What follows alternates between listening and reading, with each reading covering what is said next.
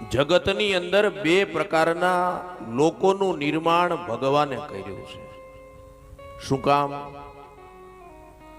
ભગવાનને બંને પલ્લા એક સરખા રાખવાના છે, પુણ્યશાળી જીવ અને પાપી જીવ.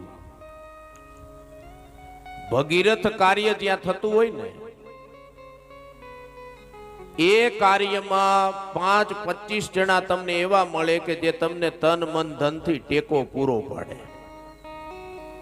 કારણ કે ભગવાને એને એમાં નિમિત્ત બનાવ્યા છે એટલા માટે. અને 5-25 જણા તમને એવા મળે કે જે તમારો વિરોધ કરનાર હોય.